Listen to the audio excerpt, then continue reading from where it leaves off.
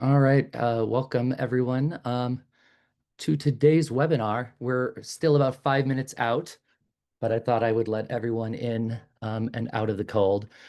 Today, we're going to be talking with CalTopo all about backcountry mapping and mapping, navigation, planning, and all the rest as part of our webinar today. So if you're looking for backcountry mapping technology, you're in the right place. Um, as I said, we'll get started here in about 4 to 5 minutes, right after 7 o'clock on the dot, 7 Mountain Time.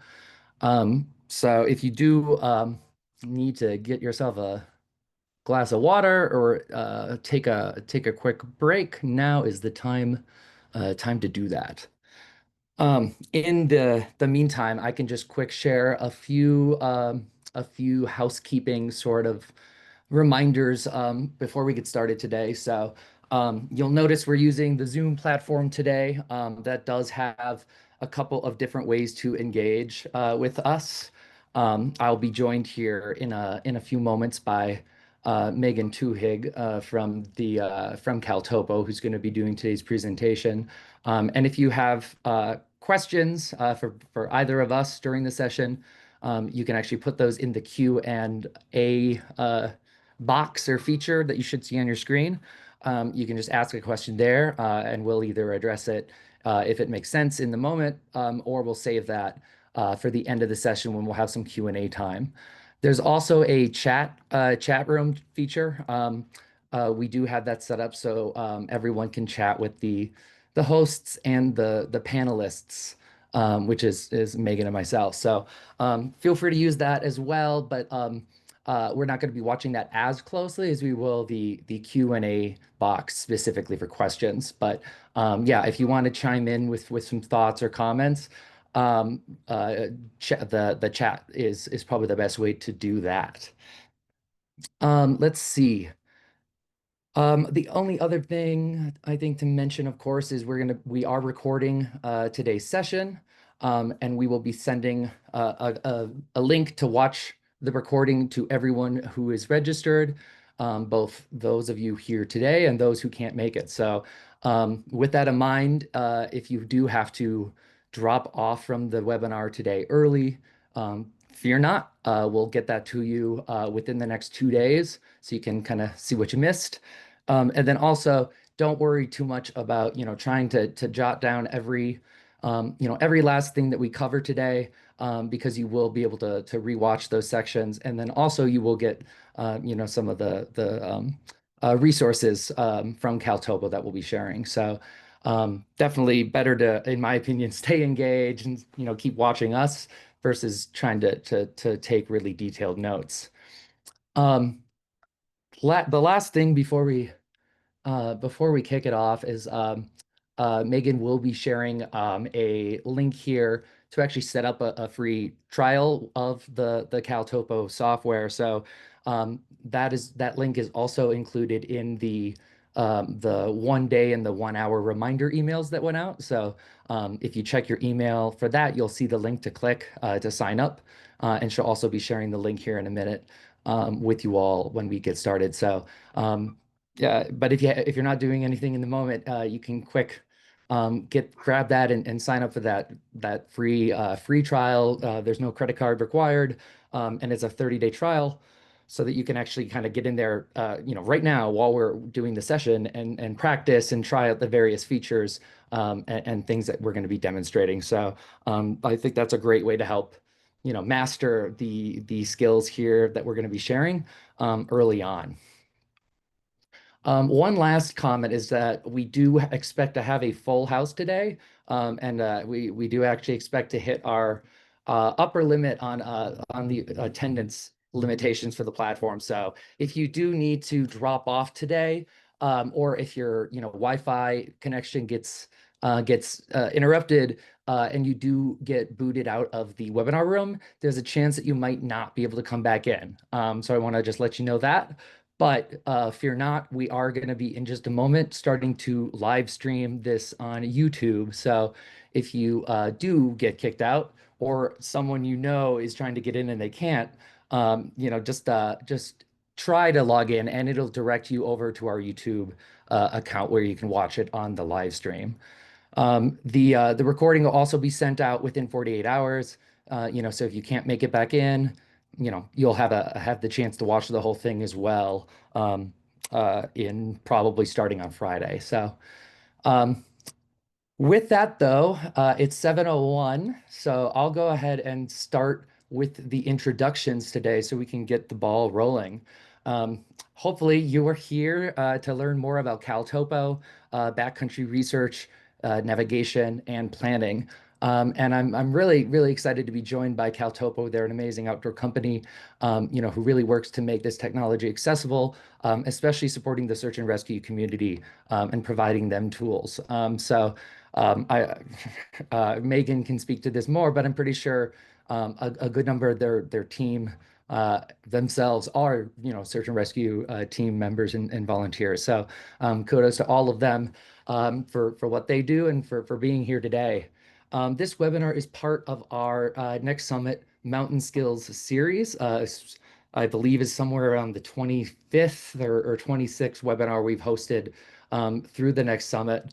My name is Alex Durr. I'm going to be your host today, and founder and editor at the Next Summit, which is my blog. So I started the Next Summit, let's see, about 7 years ago, 6 years ago, after a hiking trip, or I should say, climbing trip on Long's Peak.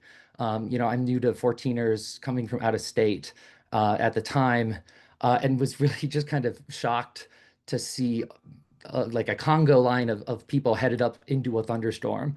It's very clear that people just didn't have necessarily the information and the awareness they needed on how to stay safe in the mountains. And so I started blogging, pretty quickly, just trying to create some, educational resources and tools for people.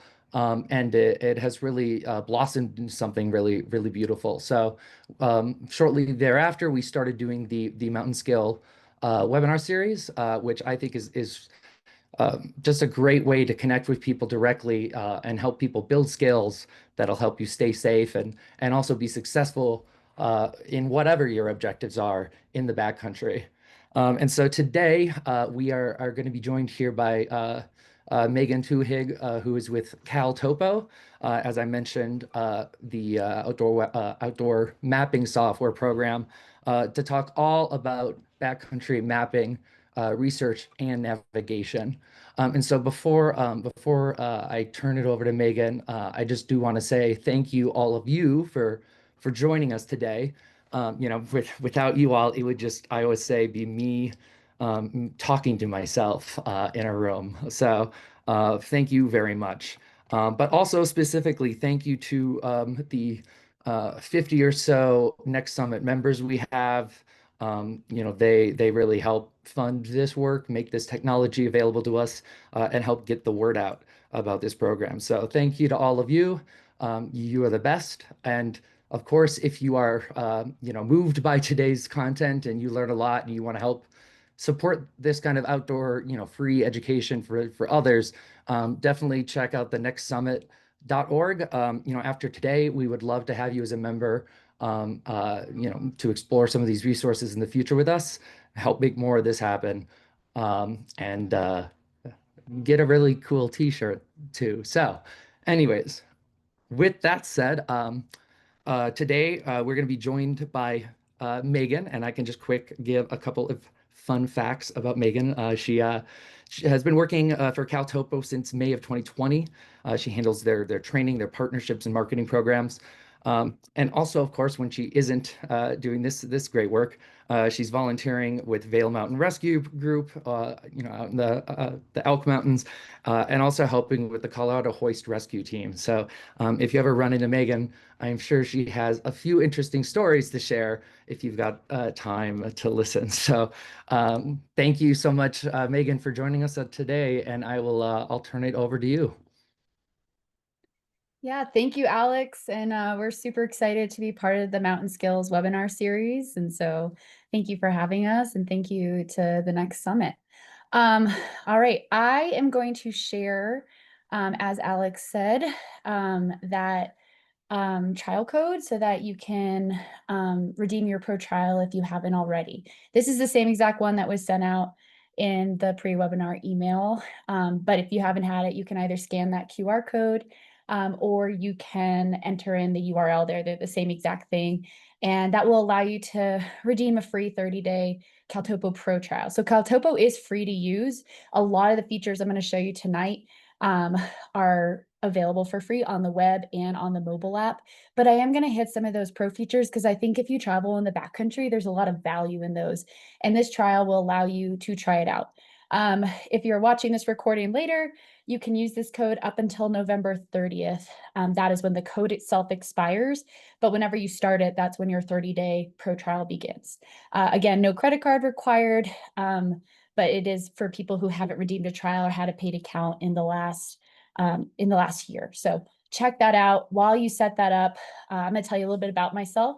Oh, the other thing I'm also going to tell you though, is that I recommend watching this webinar on a mobile device and then following along on your computer. But you can also just watch it, take it in, and then we're going to send out a recording afterwards so you can follow along afterwards. So totally up to you, but use this time to set up that pro trial or get your little, viewing setup all good to go. So Alex already gave you a great introduction about me and CalTopo and my own work with search and rescue. I also, in my free time, I love to play in the gore. I have hiking, scrambling, mountain biking, backcountry skiing, like so many of you and all of us out there. So that's just I use CalTopo both professionally in my volunteering and recreating. Today, what we're going to do is we are going to be covering how to use CalTopo to plan and navigate hikes and backcountry travel. So first, I'm going to walk you through planning a route on a computer. Although you can do all your route planning in the mobile app too. It has a lot of the same tools. I'm just going to be using a computer for demonstration purposes. And then I'll show you how to set up and use the mobile app to navigate your route and use it offline. With whatever time we have left, we'll have a Q&A at the end. So save your questions for then, and I can do my best to answer them. If you are new to CalTopo or mapping, I don't want you to panic. This is a powerful tool, but I'm going to introduce you to using it. So focus on like the key stuff to get you started. If you're more experienced, I know someone already said they have a pro account with us. Thank you. I'll be sharing some tips and tricks that you can apply to your next trip. So there really should be something for everyone here. Okay. So I'm just going to switch my screen. Maybe Alex can drop that pro trial URL in the chat if anybody missed it or joins late. And let me just get set up here with CalTopo.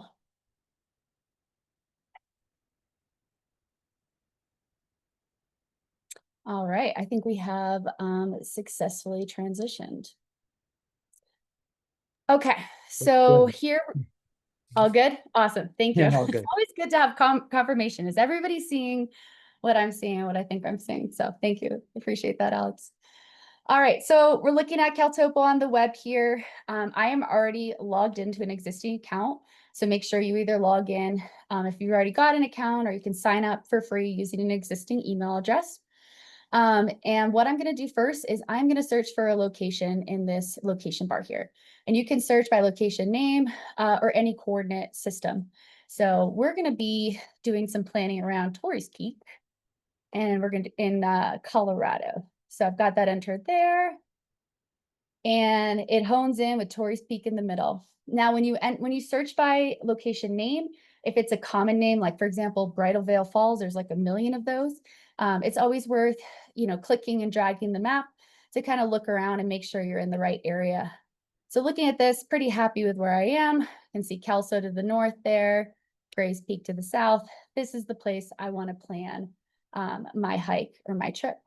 So one of the first questions you might ask yourself is, how do you figure out your route? How do you find, different routes for hiking or backcountry skiing or whatever you're doing in a particular area? And I'm going to show you a couple different ways to do that with the tools we have here, as well as using outside resources and bringing them into CalTopo. So first thing is you can work with the base layers. And that's what you're seeing here. The base layer is like the base of the map, okay? And if you look on the right-hand side, you'll see the base layer menu. It shows you what base layer you're viewing, and we're currently looking at Map Builder Topo. So Map Builder Topo is CalTopo's signature layer. It pulls, for example, peak data from peakbagger.com. So you might see some different peaks on there than maybe some other base layers, and we'll look at that shortly in a moment. It pulls the trail data and the roads and some landmark data from OpenStreetMap, which if you haven't heard of it, it's basically like the Wikipedia of mapping. Users can go on there, it's open source. They can draw in trails and upload GPX tracks and mark landmarks. So it's really this crowdsourced mapping resource. And so you can actually look at this base layer and see, some different trails that go to the different peaks and locations you might be interested in. So I'm double clicking to zoom in. We can see the names, and this is actually a section of the CDT, but we can see the names of those trails on there. If you're wondering on Map Builder Topo specifically what the different symbols mean, there are legends for Map Builder Topo on both the web and the mobile app. So on the web, it's at the bottom of the map viewer. There's a link, Map Builder Topo info. And if you click that, it brings up a dialogue that shows you what each of these different symbols mean. So for example, if it's a red dashed line, it's a trail. If it's a red dashed line with yellow highlighting, it's a trail system, which in OpenStreetMap just means it's a trail that's part of a network. Okay, that's the difference in OpenStreetMap. We can compare that to, for example, a blue dotted line, which is actually a climbing route. It has more technical climbing. You're going to use your hands on it, although it doesn't necessarily have the detail of it. But unlike hiking, your hands will be involved. So if we head back to our Map Builder Topo map, you can see, this trail here, it's actually part of the CDT. So that's why you're seeing this red dash with yellow lines. All right, it's part of a bigger trail network. We've got this little spur kicking off that's just red dash line, and that's a trail headed up to Torrey's Peak. And then we can compare that to this blue dash line here, which is Kelso Ridge, which, that is a climbing route. It is different than a trail. So really helpful to get a big picture, although we're still missing some of those details, like how technical or difficult is this climbing route? How hard is the hiking on some of these? But it allows us to get like a big picture of it. Now, the cool thing about CalTopo is you're not just stuck with like one topo map, one layer. If we go to this base layers menu over here on the right and click on it, it's actually a drop-down menu. You see that there's actually a selection of topo maps that you can choose from in addition to other layers. So for example, let's compare Map Builder Topo to Scan Topos. Now, this one might look a little more familiar to you, and I'm just using the zoom buttons over here. And this is like a USGS scanned quad. So this might look a little familiar to you in terms of some of the map, like the paper maps you've seen. This data for this map comes from the USGS, and it's only going to show USGS officially recognized trails, peak names, and landmarks and stuff like that. So you can see, we've got that Gray's Peak Trail on here, but like Kelso Ridge is not marked.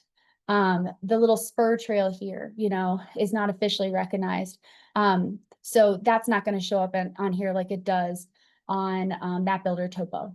Now, does this mean one is right and one is wrong? Not necessarily. You have to do more research around that. All it means is these layers, they pull from different data sources. All right, Map Builder Topo, we're getting our trails and roads from OpenStreetMap, and the Scan Topo in the United States, we're getting that data from the USGS. So again, it's a starting point, can help you see what's in the area, but you still have to do more research to learn about those specific trails and so on. So I'm going to head back to Map Builder Topo, just using that drop-down menu again. And one thing I'll note is that for a lot of these trails and roads, you can actually draw and snap your route to them, as well as different features on CalTopo, and we'll cover that in a little bit. So we're going to come back to that later. And I'll show you how, if you'd like one of these, you can actually snap your route to it. All right, let's look at another place that you can find routes and learn about where you might be able to travel in an area. And that is actually one of the overlays. So if we go back over to this map layers menu here and scroll down under shared data all the way at the bottom, it's actually the last overlay, is shared CalTopo maps. And if you click and turn that on, I'm just going to show the all data one. It might take a second. I haven't done a webinar on this internet, so we'll see how it does catching up. But what this overlay does is it displays map objects, so markers, lines, tracks from publicly shared CalTopo maps. So anybody who has shared a map and set the sharing to public on it, it's going to show up as part of this layer any moment now. But it can be a great way when you're in an area to find both popular maps that people have already built for that area, as well as to find individual map objects like individual routes or, tracks that people have actually traveled. So let's give that another little try. We just did a bunch of work on this feature, so I'm really excited about it, and I would love that gateway. Let's give that a moment. But I would love to show it to you because we just have added some functionality to it that I think makes it like very powerful for planning.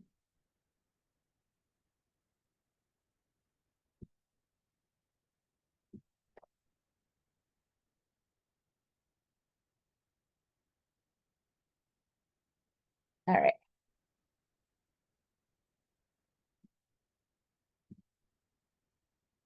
Any moment now.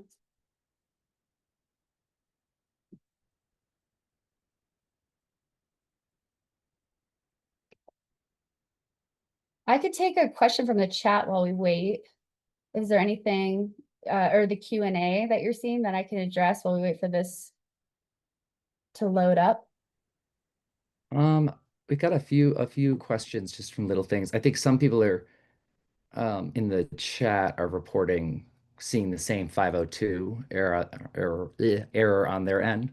And then some people are saying they're seeing it fine. So Okay. I'm wondering. Yeah. Yeah, we had a little tile rendering issue yesterday, and I was hoping it was resolved. Oh, tiles. But just in terms of like rendering the map on there. Mhm. Um, so I just dropped a real quick in the Slack to say that is happening. Hmm. Well, now everyone has a reason to log back in and check that out. Yeah. It's a really great feature. And like if you've used it before, one of the things I think that sets it apart now is like you weren't able to add objects directly from the layer to your map. You had to go to another Mm. shared map, export them, and then import them. And now you could do it directly, which I have been using pretty nonstop to make my maps. Well, this is embarrassing. Come on. Okay, we should be right there.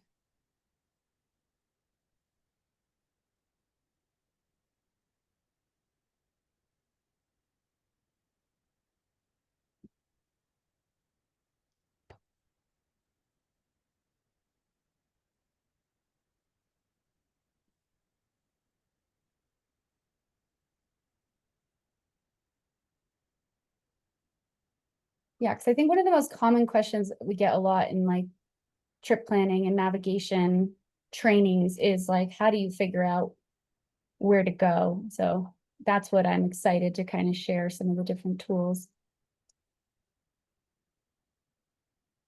any moment now. Well, I am there are some questions I'm seeing. Um, Okay, so one person asks, um, I'll stop my uh, share.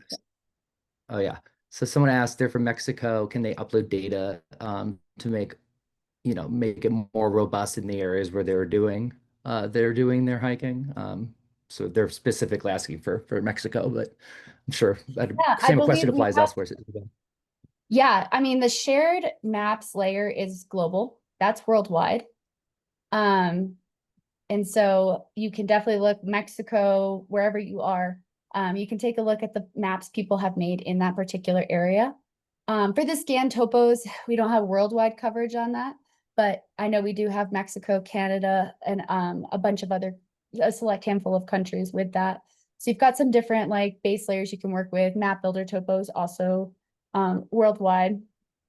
Um, but we do have, and this is one of the advantages of the pro account too, is you can add a lot of like custom layers. So if you've got PDFs for different areas with like mountain bike trails or climbing routes or what have you, you can add those with a pro account, and you can save them to a map. You can save them to your account. You can save them so you can use them offline. So that's just one example of some of the different custom layers you can add. And that can be really helpful outside of the US, because we do have a lot of layers available in the US, and then globally it's more limited, although we're always trying to expand that.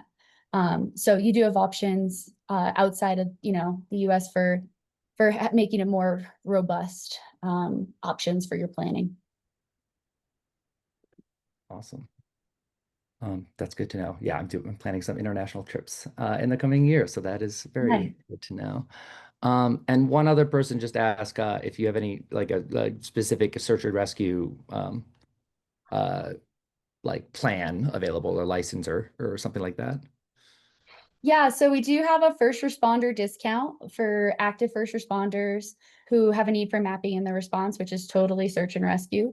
So you get 50% off individual subscriptions, and you can go to caltopo.com/join/account request to submit, your current SAR card or any type of documentation you have that shows that you're active member of a SAR team.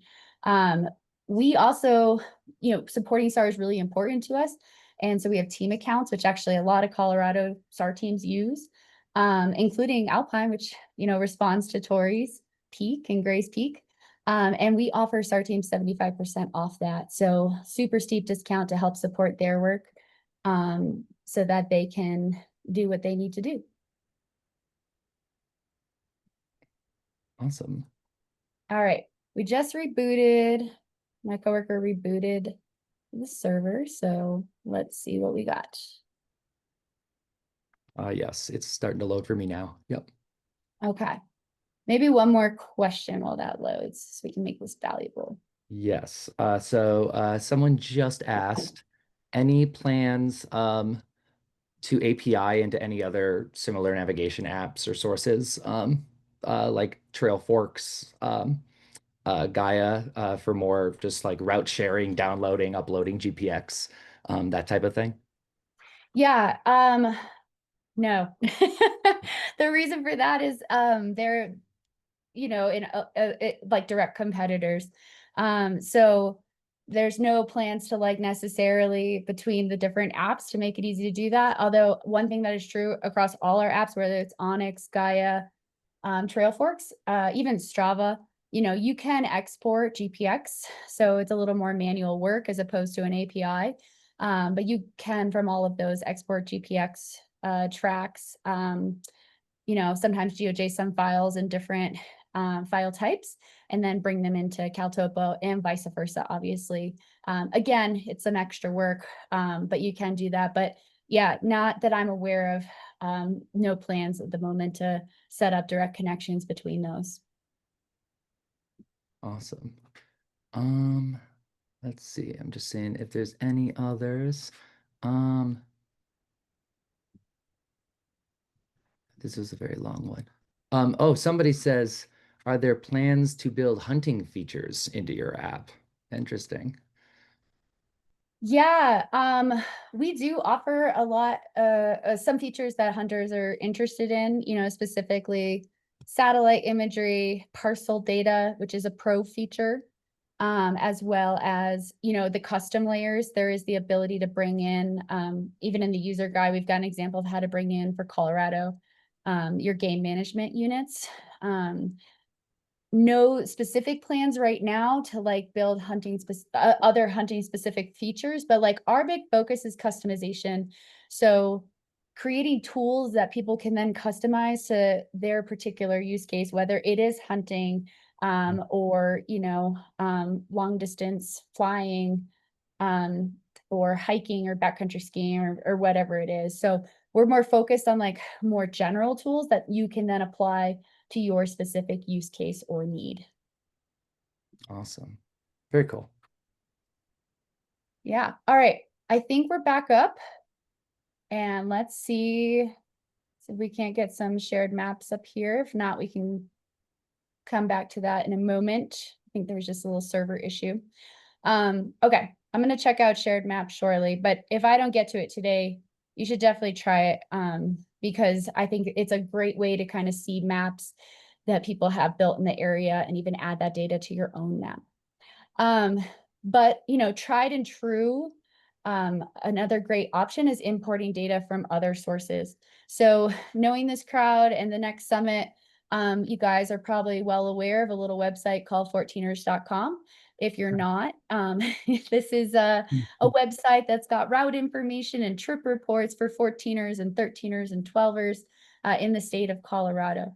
And a lot of states and mountain ranges have like similar resources available as well. I love this resource for Colorado. It's great. If you go here and you can see, if you follow this pathway here, I'm in the 14er section, route descriptions. I'm looking at Grays and Torreys, peak routes, and I've actually got the South Slopes route pulled up. And I love these descriptions because they tell you about the route. They've got photos and topo maps. And they also have on that page GPX track files.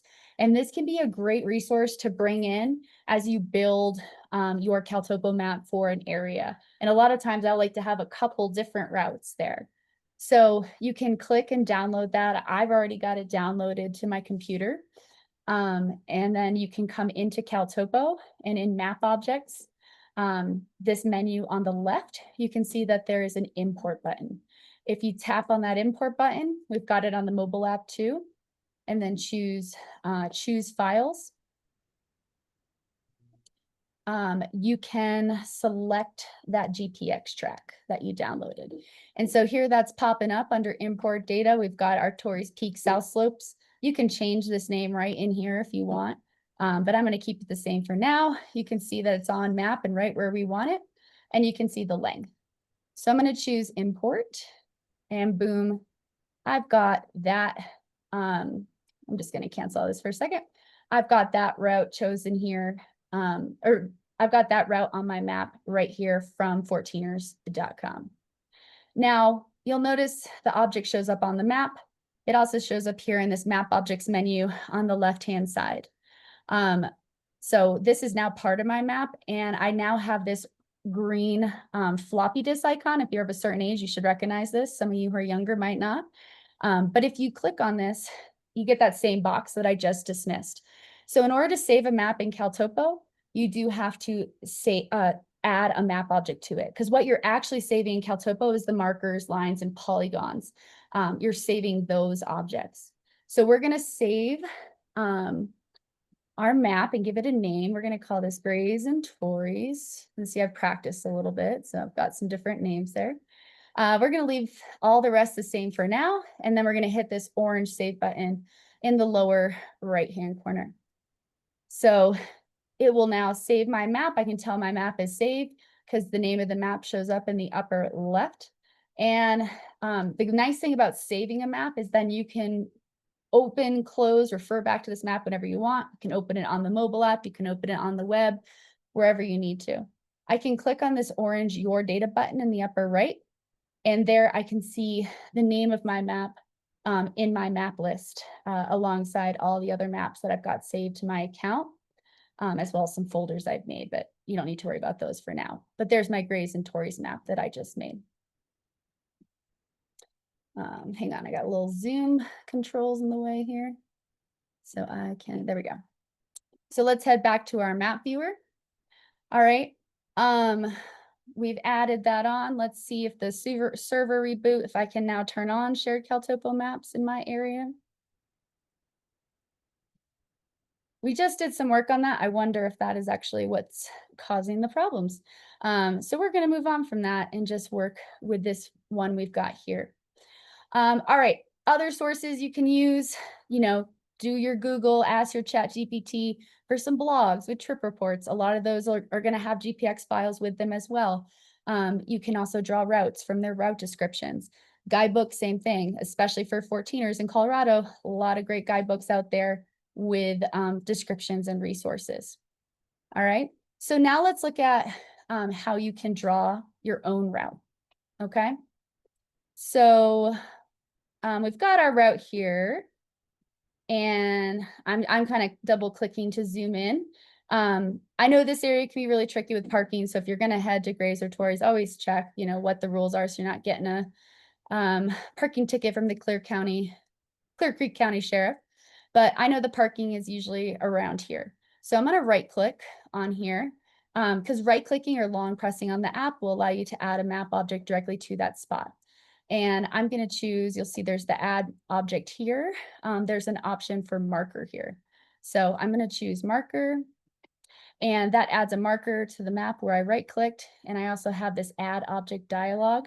So I can edit things here, including adding a name. We'll call this parking lot. I can add in comments if I want. I can change the size and color.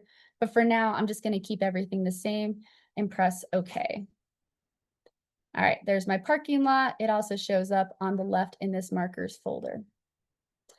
Another way that you can add a map object, and this is where we're going to draw our route, is you can use this orange add button in the upper left. So if I click on that, you're going to see even more map objects I can choose from. If you are new to CalTopo, do not panic. You really only, even experienced people 95% of the time are probably only going to use the first two objects, your markers, like we did for the parking lot, or your lines for routes and ski lines and stuff like that. So we're going to choose line here. And when you choose line, you'll notice that a bunch of the map trails and different features, it highlights in yellow. And we call this snap to. What this means is you are able to snap your line, if you want, to that data source. So you can see from the snap to drop-down menu what the data source is. So it says OSM, which means OpenStreetMap, and you can change it using that drop-down if you want. I pretty much primarily use OSM because what that means is I can snap my route to different hikes and roads and trails that come from OpenStreetMap. So to start my line, I'm going to zoom in a little bit here, and you can click and drag without adding a vertice. But I'm going to just click to start my line, and you'll see now I've got my first vertice added, and I can pull out from there. Now to snap it to the trail here, I just bring it close and it will conform to it. So I can then click and add a vertice. I'm going to click and drag the map and bring it close and click and add a vertice. If you want, you can, go off a trail. If you're going to head up a slope or something, as you climb up, you can click and add straight lines between those vertices. And you can also hold down Shift and click to free draw. But I am just going to stick to the trails that are on the map for now. So a nice thing to know is if you hit Escape, you can undo any mistakes you make, or you can hit this back arrow. So you don't have to start over. So don't panic. Again, you can click and drag the map. You can also zoom in and out as you draw. So I'm just going to continue drawing my little route here. All the way up to Kelso Ridge. So I'm going to put in an alternative route up to Torrey's Peak here. All right, so I've kind of followed it up there. You'll see I've got an edit object dialog again, just like I had for the marker. So I can add in a name. I'll call this one Kelso Ridge, not surprisingly. I can add in comments. This one I know is like a climbing route. I might want to have, a little more specific information in there. So from 14er.com, I know that it's class 3, expose with high rockfall potential and route finding. So you can put in little comments for yourself there about a route. And then you can also change attributes about it. I'm going to keep pretty much everything the same. However, I am going to click on this color box to change the route to purple, just so I can tell them apart. Now to end the line, you can either double click to end where you want it to end, you can hit this check mark or you can click OK here. And that'll end the line. And then you'll have both of your routes there on the map, your Kelso Ridge and your Torrey's Peak South Slope. Any minute now, this server is killing me today. If you have a webinar, no, you were like guaranteed to have server issues. And we haven't had a webinar in a while. Okay, any minute now, that'll show up. Let's see. Okay. All right, so my line, I've fully, let's give it a little refresh. And it's a bad gateway. Let me just let them know.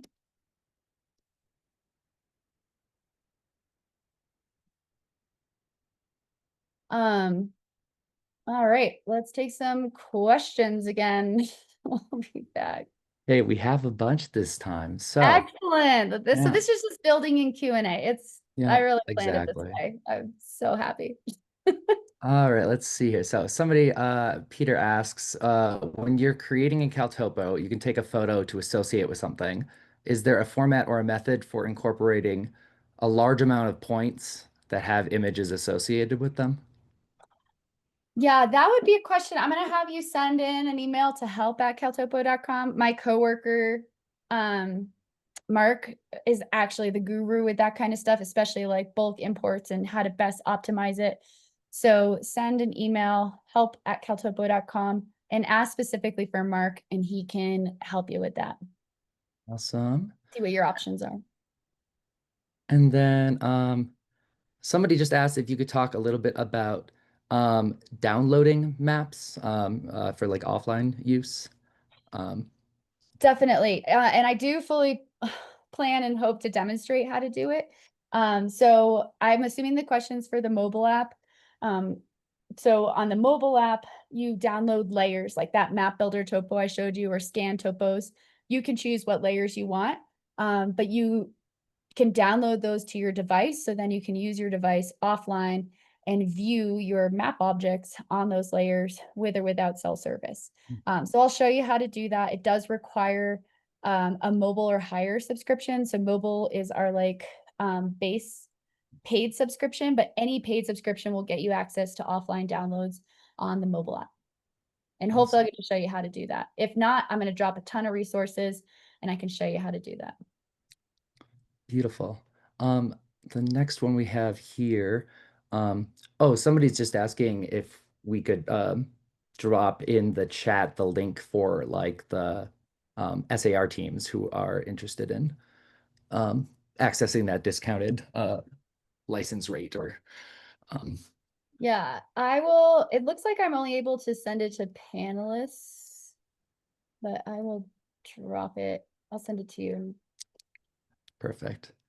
Yeah, and I'll make sure I include that in the follow-up email that we share. Oh, perfect. All right, I will share that here in 1 second. So then another question asks, oh, here's like a fun technical one.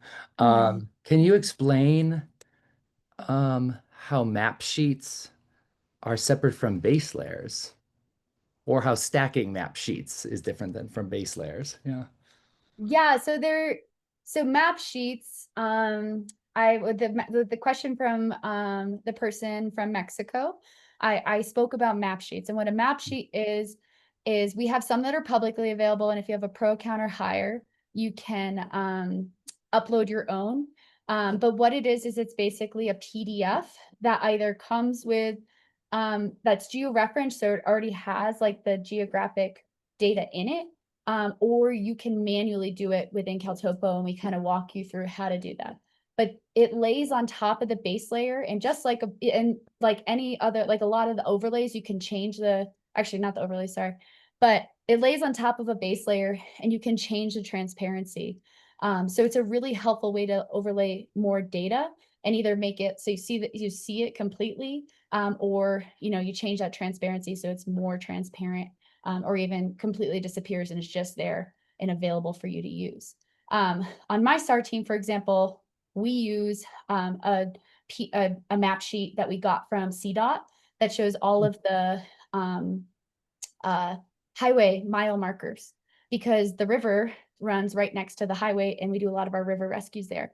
And so we can use that map sheet, make it visible to find the mile marker we need where there's going to be a rescue, mark it, and then we can make it transparent and hide it again. So they sit on top of base layers and you can use them to provide additional information. Very cool. This is probably the most important question yet. How do we get one of those super cool CalTopo hoodies? we um yeah, this is we get asked a lot about our swag, and we do tend to give it away like live events, although we don't do a ton. So I don't know how much people know about our company, but we're very small. There's 10 of us. Four of us, myself included in that four, are not developers. Everybody else is a developer. So we don't have like a swag store. We don't go to a ton of events, but we give away as much as we can. And if you follow us on social media, I do try to do I run the social media. I wear many hats. Um, I do try to do some giveaways and give away different swag. So I would encourage you to follow us there and then, try to be lucky. Love that. That's great. Yes. All right. And then one more Yeah, and then we can hopefully jump back in. Seems to be up and running. for sure. That's perfect. Let's see. So we got a bunch of these, so this is great. So here's an SAR question. Someone said in SAR we use buffers. Is there a way to edit a saved buffer? I usually have to delete them and redraw them.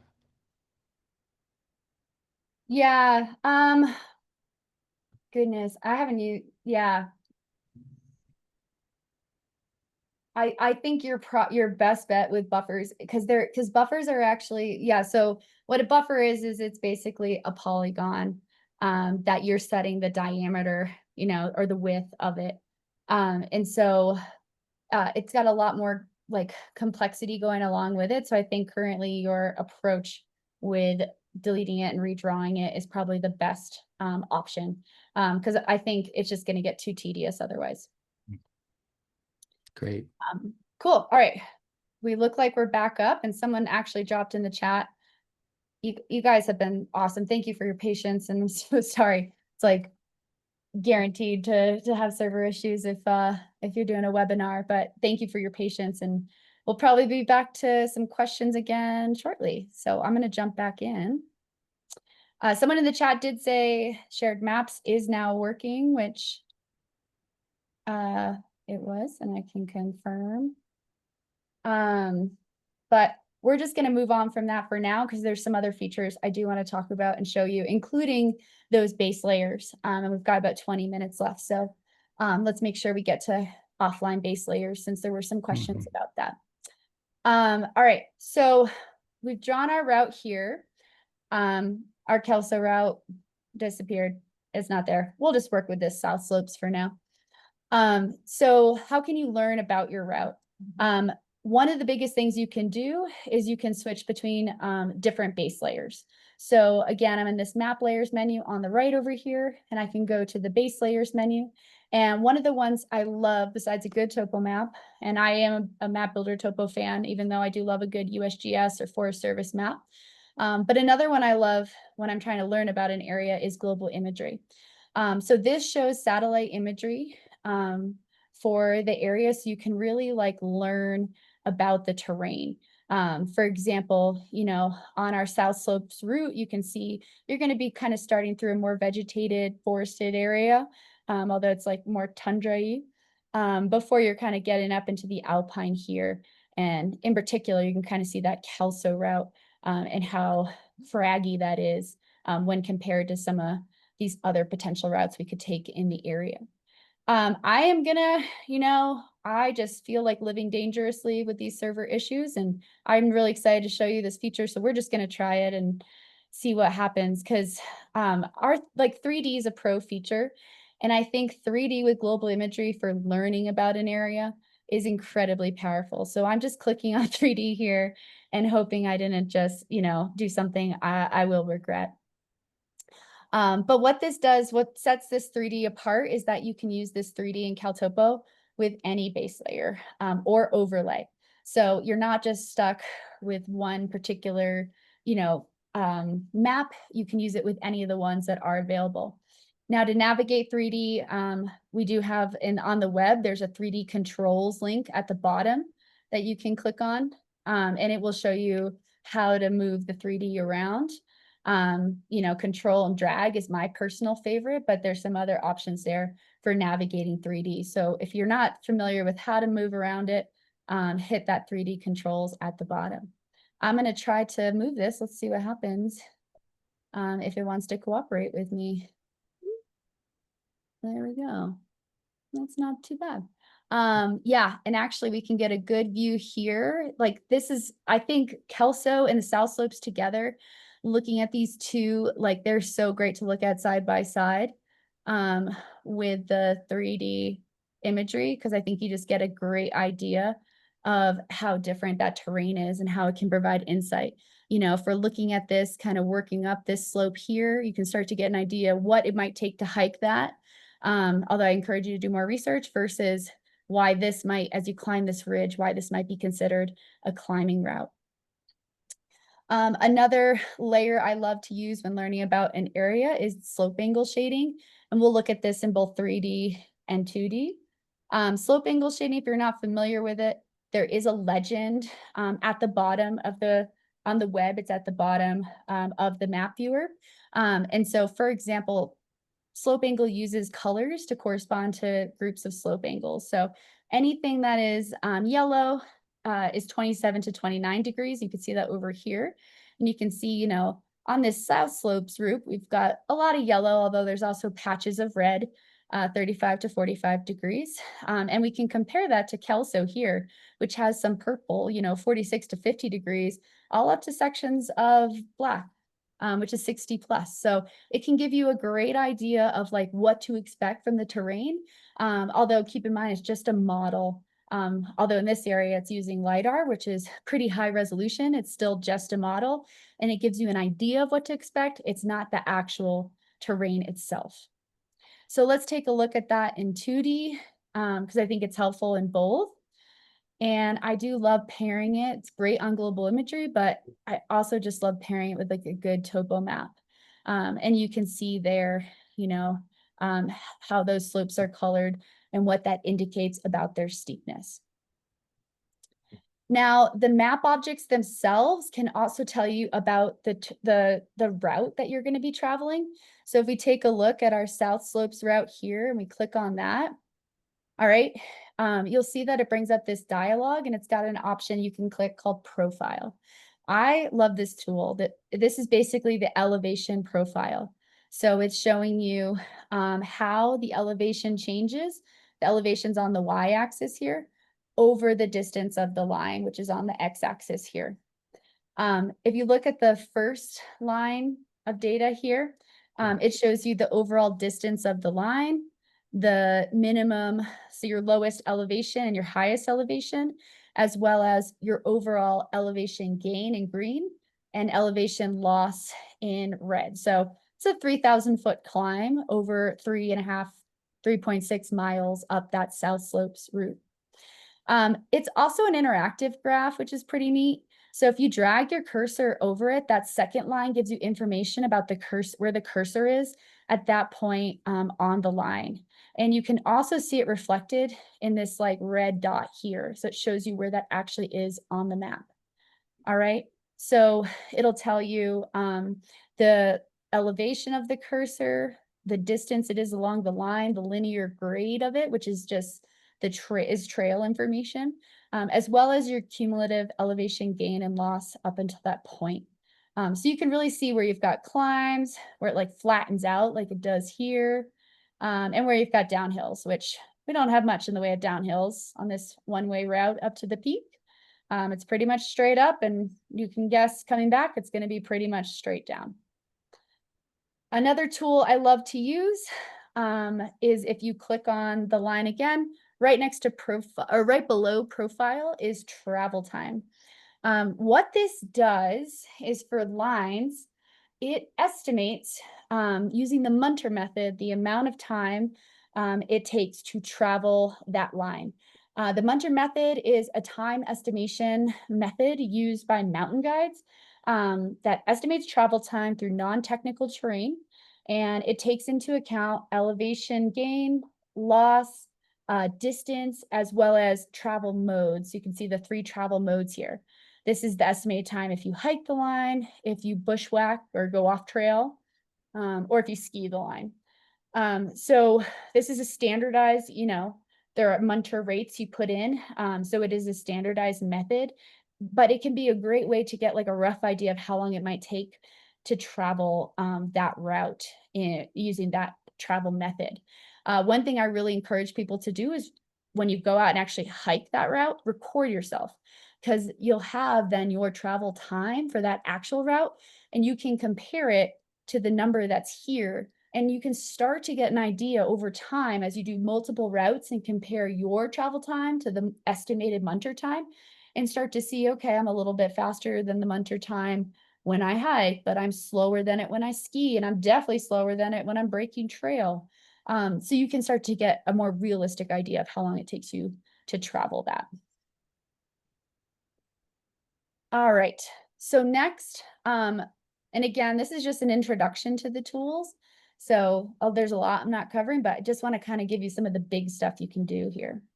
Um, you can also, once you've built your plan here, you've learned about the terrain, you've learned about your route, you can also use CalTopo to learn about conditions before you head out. So for example, one of my favorite things to do if I'm going to head out is to check the weather. And I love to start from CalTopo and do that.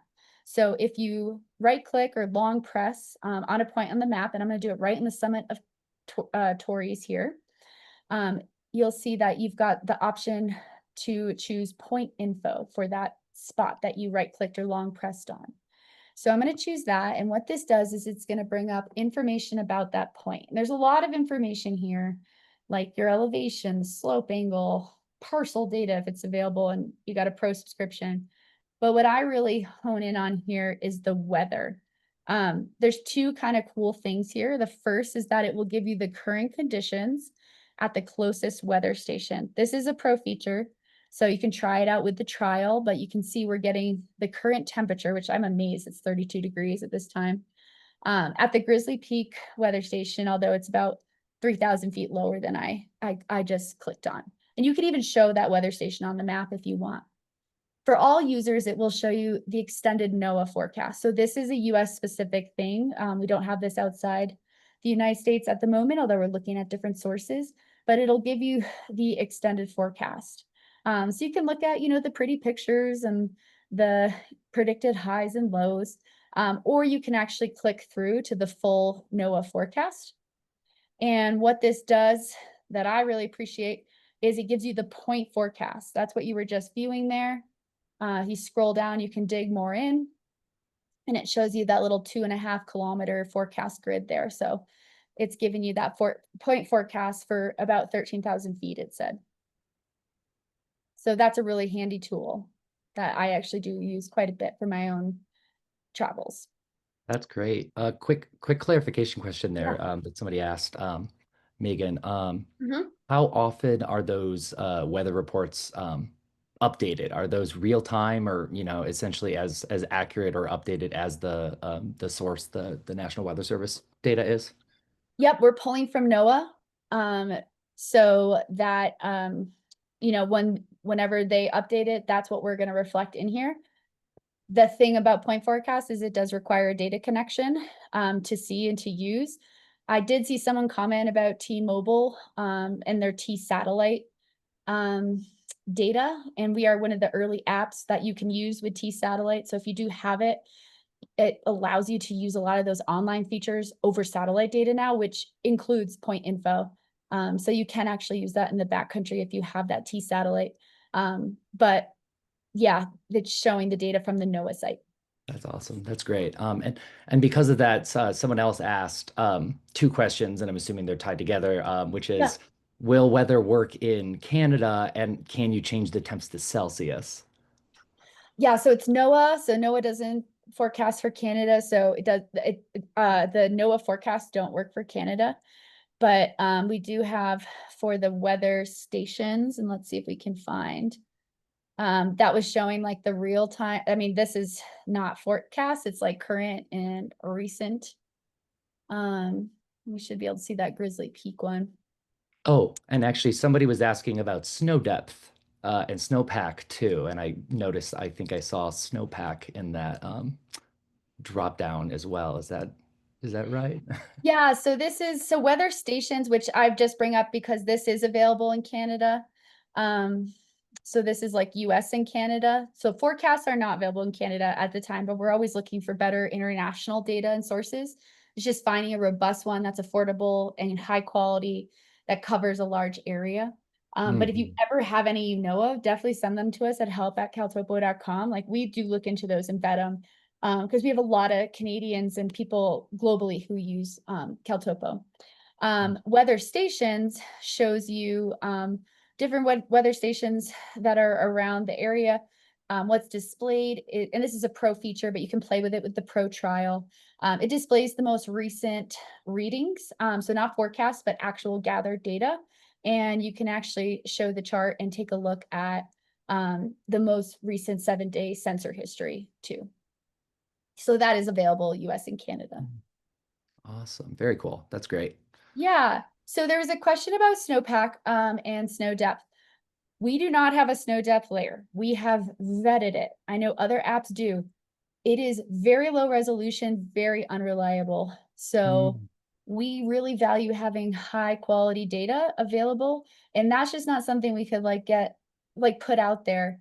But you can bring it in as a custom layer. And so you can shoot us an email and I'll show you how you can, I can tell you how you can bring it in from NOAA as long as it's still available. But it's just not a very reliable. And, you know, we tried to ground truth it with our own travels, and it definitely led us astray a couple times. So weather stations is a great option. There is a snow depth option there. Um, you can use that drop down. Snowpack will give you any SnowTel or private sensor that reads snow depth will show up in there. That is good, although they're spread around. Um, but what I also love, it's a pro feature, but under your base layers, under live satellites is Sentinel Weekly. So what Sentinel Weekly does is it shows imagery from the Sentinel-2 satellite program. So that's a satellite program that takes images of every spot on Earth. So available in Mexico, Canada, all you international users, and from the same angle every 5 days.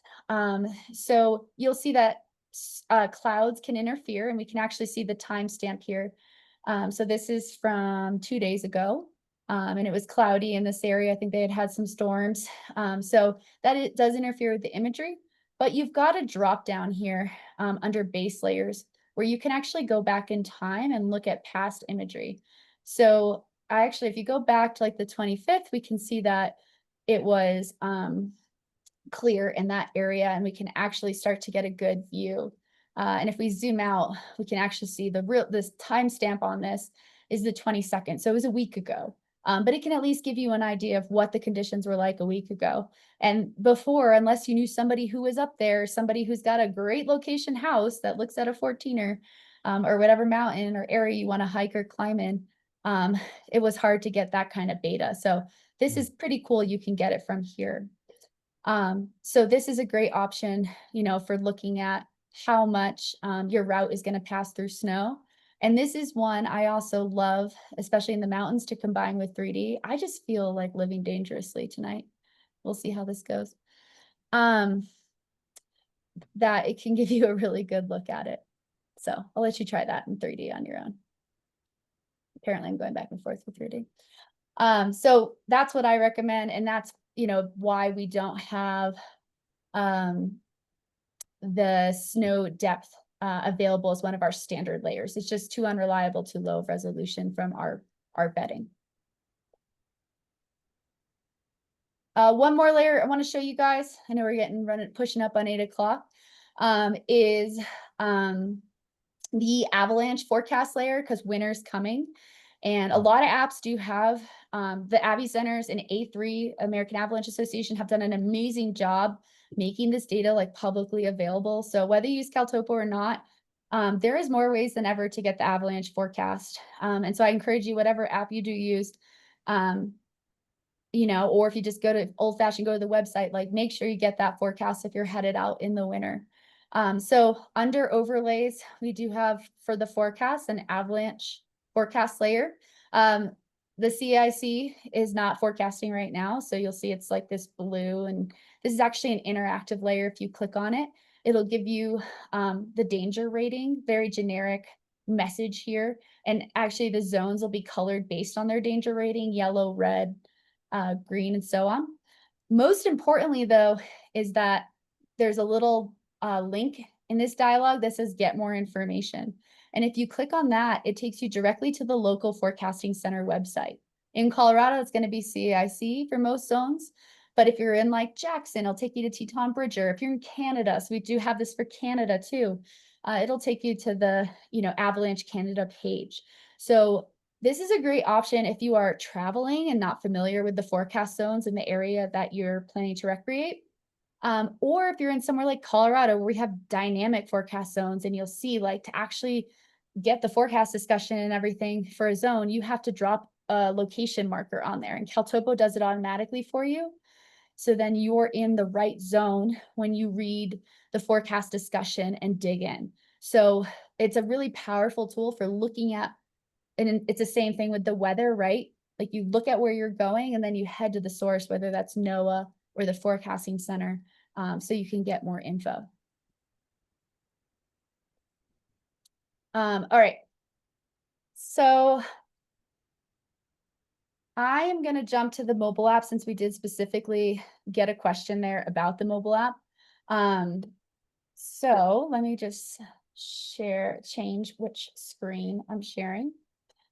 As I talked about, one of the reasons that I was so adamant, like I made sure to save that map is so that I've got that as a reference now and I can open and close it. But then also I can open it on different computers, on my phone, in the mobile app. I can access it other places too. So let's pull this guy up.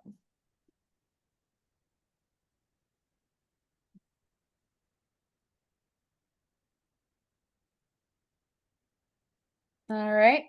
So you can get the CalTopo mobile app from your, and Alex is nodding. So I'm taking that as a good sign. Hmm. The CalTopo mobile app's available on Google Play or Apple Store. Again, you can use it completely for free. But if you want to download offline maps or use like 3D on here, you do need a paid subscription. So I'm just going to show you how to open a map and how to download layers for it. And then we can wrap things up.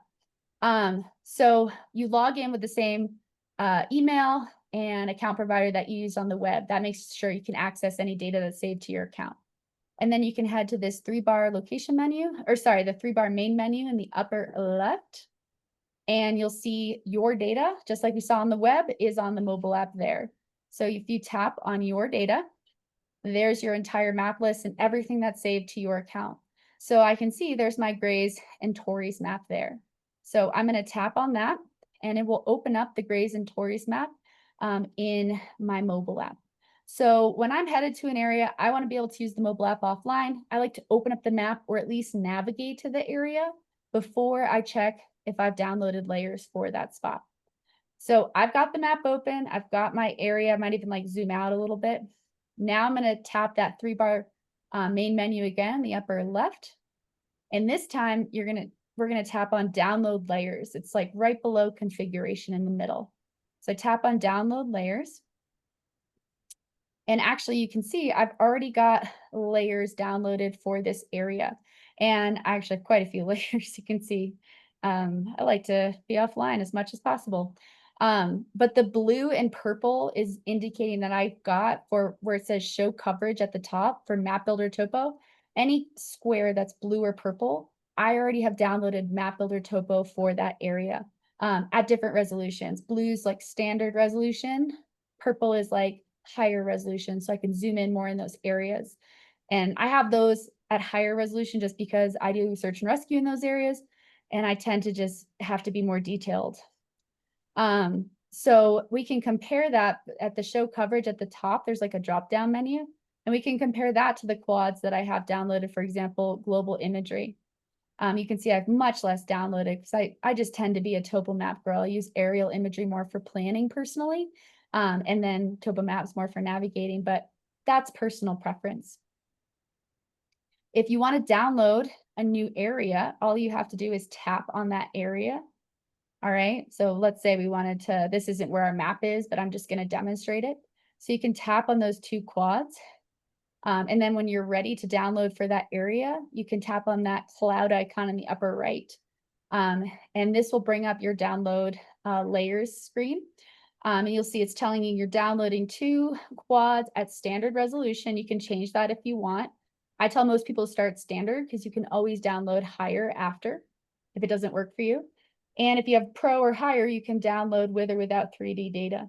As you can tell, I don't have very much room left on my phone at the bottom, so I'm not going to download 3D data. I don't really use 3D offline. I use it more for planning, but you do have the option to download 3D data so you can use the base layers you've downloaded in 3D offline. If you prefer that, you can do that.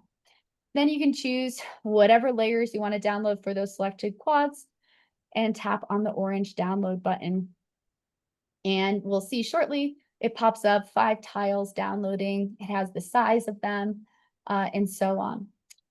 So that'll continue. You can actually leave this screen if you want. It'll let you know when it's downloaded. It can continue in the background.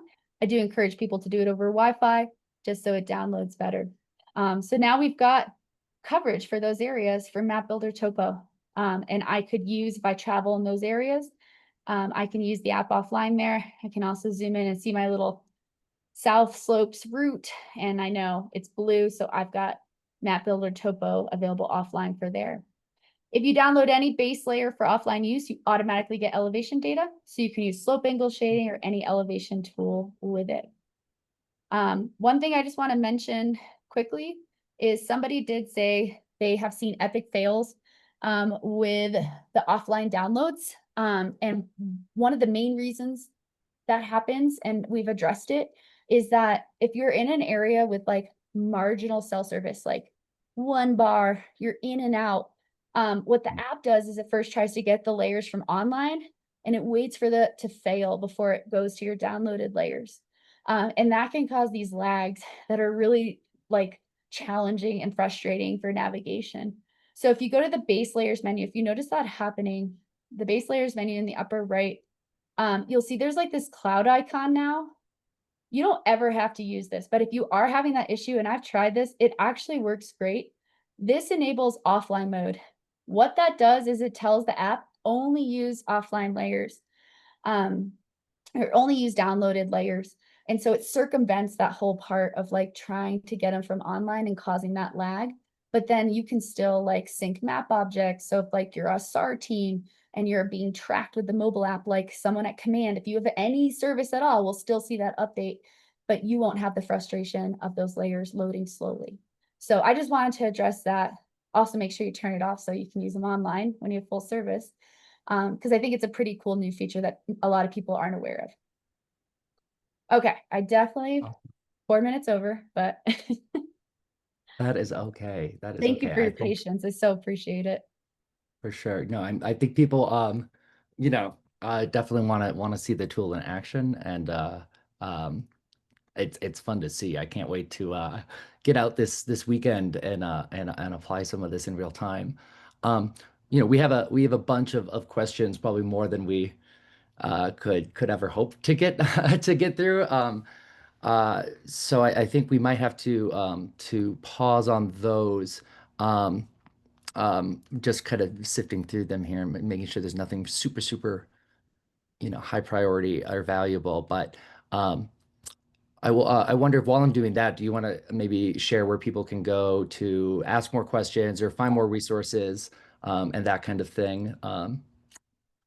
Yeah, someone someone for the people who showed up late, this is being recorded. So you won't miss a riveting moment. We will send it to you. But let me share that slide. I have talked about you know, our user guide as well as our support email. So that is up here. We have a lot of, and also like our Instagram and Facebook, like again, I run it, so I'm probably biased, but I'd like to have a more educational spin to it, as well as having some fun with it. So I would encourage you to follow us there. I try to do like mapping tips and we talk about new features and stuff like that. So definitely check us out there, as well as our user guide training.caltopo.com and our support email help@caltopo.com. And I did see one question that was, how do I end a map? You don't have to end a map. It's like Google Docs. Once you save it, it's going to automatically auto save. Even if you're offline, it'll save locally until you connect to the server, Wi-Fi, or cell service again. So there's nothing you need to do unless you decide later you want to completely delete the map from your account. So think of it like Google Docs. It'll automatically sync and save. Awesome, that's perfect. I was curious about that. I was like, I don't think you do, but let's hear what Megan thinks. So, Google that's Docs. great. Yeah. Perfect. Well, any last thoughts or comments? I will definitely be passing on all of these great questions and thoughts we've had to Megan afterwards. So if she, definitely if she sees anything in there, in terms of feedback and experiences and questions, we'll give them all of that. But definitely do reach out to them directly to the emails there on screen, help@caltopo.com, and we'll also put that in the follow-up emails here, that we're sharing in the next 2 days or so. Um, before we wrap it up, though, Megan, any parting last comments or takeaways, or if there was one thing people take away from this, I guess, what would you encourage? Oh, that is a great question. I personally, I think maps are fun. I think that a lot like planning your routes and learning about areas and getting like maps can just be like the hype up to that. Um, so I think they're just so fun. In addition to then helping you prepare for whatever might be out there, knowing your route ahead of time instead of just following trail signs or people's footprints and the people in front of you. That's a safety issue too. So I think, there's a lot you can do with programs like CalTopo in terms of both getting yourself excited about an upcoming hike or objective, as well as being appropriately prepared for it, and knowing what you're getting yourself into and where you want to go and not where and where you don't want to go to. So I think there's a lot to it, more so than just you know um, following a line, but actually owning the process and having fun doing that. Yeah, I love that kind of attitude. I know that when I found CalTopo and stumbled upon it, it just that like that's what I really like about it. It sort of makes mapping very interactive and engaging and fun, and just in terms of what you discover and what you can see. So Yeah. that's great. I love that sort of end note. That's lovely. Um, well, and thank you to everyone, of course, for joining us today. I think we had probably a record-setting number join us, so really appreciate that. And yeah, we might have to follow this up at some point with a sort of part two advanced skills and tactics or something like that. So definitely do let us know if you have any suggestions or questions, something that you'd like to see covered in a future webinar, because we definitely take that into account. Um, well, just to wrap things up here, everyone, thank you for coming. We do have next month our November webinar is going to be focused all on cold weather and cold season layering. So how do you, come up with the right layer system depending on what activity you're doing and what the conditions are to stay warm without also, getting too warm. There's always a balancing act, as well as, staying dry, because a lot of people forget that what you wear, it's not just about keeping water out. It's about making sure your sweat and things can get out as well. So we'll dive into all of that at the end of the month here in November. And if you do want to sign up for that, you can head over to thenextsummit.org /webinars, and you'll see the sign up from today. And then right below that, we have next month's webinar. So Thank you, though, especially more than anyone. Thank you, Megan, for joining us today. This has been a lot of fun, and I'm gonna have to definitely pull open the recording here tomorrow and like dig into some of that stuff again myself too. So I hope others have a chance to kind of play around. And if they have questions, I'm assuming like 100% reach out to the help center. Can they message the CalTopo Facebook page or something? No, you can definitely DM us, but the help, again, small team. There's just 4 of us that aren't developers. The help email is like 100% the best place to reach us. But you can definitely DM us on Instagram or Facebook. We haven't expanded into other channels because we just don't have the capacity. But I am also hoping to do a series of like bite-sized tutorial videos, especially going into winter, and then do one a set for summer to really expand on these skills and help people, master those basics and then take it to the next level. Oh, that's awesome. Great. Very well, looking forward to it. I will be joining as much of those as I can. If you haven't already, definitely give them a like on Facebook and Instagram there because they definitely are sharing some great content. So um, well, thank you everyone again. We're past 8:15, so I don't want to keep everyone all night. But hopefully you learned something new.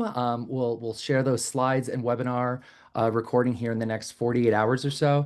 And if you have any questions, comments, concerns, complaints, hopefully not complaints, definitely reach out to me. My contact info will be in the follow-up email as well as the CalTopo contact info. So.